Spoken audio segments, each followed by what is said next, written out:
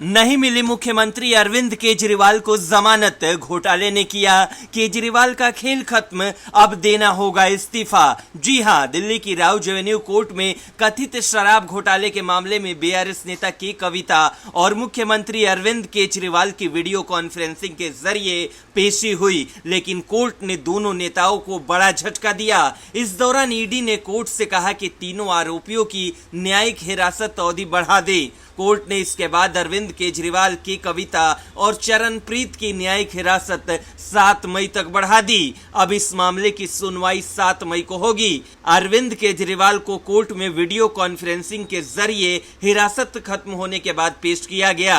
दिल्ली के मुख्यमंत्री अरविंद केजरीवाल और बीआरएस नेता के कविता जेल से वीसी के जरिए पेश हुए, तो कोर्ट में के कविता को लेकर ईडी के वकील ने कहा कि हम अभी भी उनकी भूमिका की जांच कर रहे हैं। अगर उन्हें जमानत पर बाहर आने दिया गया तो वो जांच में बाधा और सबूतों से छेड़छाड़ कर सकती हैं। ईडी ने कहा कि हम 60 दिनों के भीतर अभियोजन चार्जशीट दाखिल करेंगे। ईडी ने कहा कि जब कोर्ट ने के कविता की अंतरिम जमानत खारिज कर दी थी, इस तथ्य की कोर्ट ने भी पुष्टि की थी कि वो जांच में बाधा डाल सकती हैं और छेड़छाड़ कर सकती है। इसके बाद राउज एवेन्यू कोर्ट ने सीबीआई द्वारा किए जा रहे संबंधित भ्रष्टाचार मामले में तेलंगाना एमएलसी और पूर्व मुख्यमंत्री के चंद्रशेखर राव की बेटी के कविता की न्यायिक हिरासत 7 मई तक बढ़ा दी। वहीं दिल्ली के मुख्यमंत्री अरविंद केजरीवाल के रक्त में शर्करा की मात्रा बढ़ने के बाद उन्हें इंसुलिन दी गई। तिहाड़ जेल के अधिकारी ने ये जानकारी दी।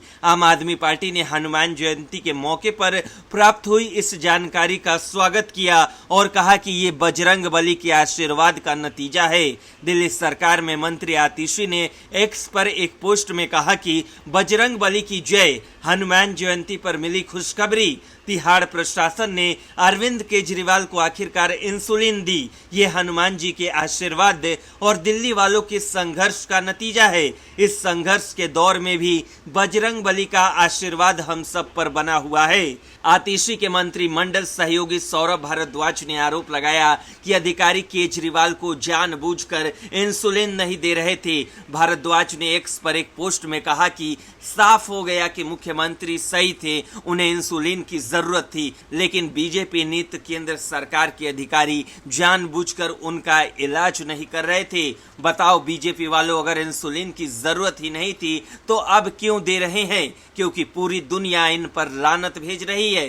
तिहाड़ के एक अधिकारी ने कहा कि एम्स के चिकित्सकों की सलाह पर केजरीवाल को सोमवार शाम को कम डोज वाली इंसुलिन की 2 यूनिट दी गई। अधिकारी ने बताया कि शाम करीब 7 बजे उनके रक्त में शर्करा की मात्रा 217 पाई गई, जिसके बाद तिहाड़ में उनकी देखभाल कर रहे चिकित्सकों ने उन्हें इंसुलिन देने का फैसला किया। उन्होंने बताया कि एम्स के विशेषज्ञों ने 20 अप्रैल को मुख्यमंत्री के साथ एक वीडियो कॉन्फ्रेंस के दौरान तिहाड़ के चिकित्सकों को सलाह दी थी कि अगर केजरीवाल के रक्त में शर्करा की मात्रा एक निश्चित स्तर से ऊपर चली जाती है तो उन्हें इंसुलिन दिया जा सकता है।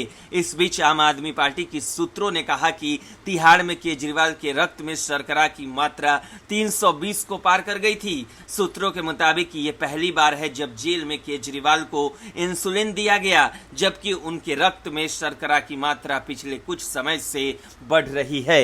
ब्यूरो रिपोर्ट, न्यूज़ चौक।